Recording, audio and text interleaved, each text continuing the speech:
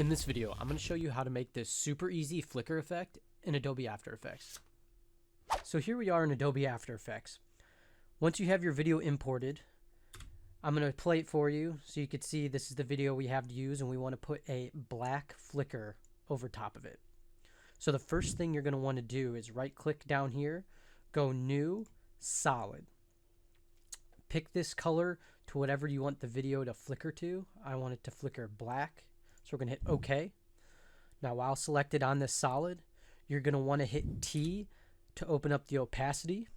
Once you have that open, you're going to hold Alt and click on the stopwatch. If you're on a Mac, you're going to hold Option and click on the little stopwatch.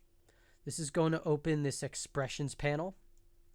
And what you're going to do is I'm going to copy and paste this in, but you're going to copy these parameters right here.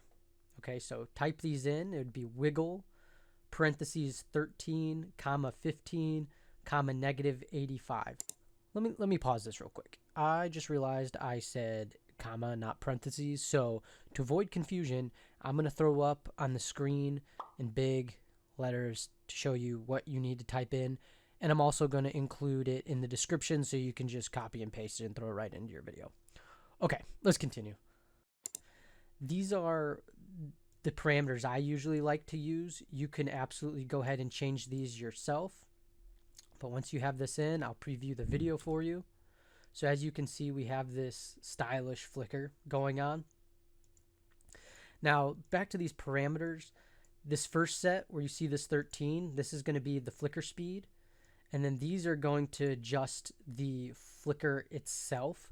So for example, if I make this negative 85 negative 20, that's going to change it so it's much darker. So as you can see, the overall video itself is just darker.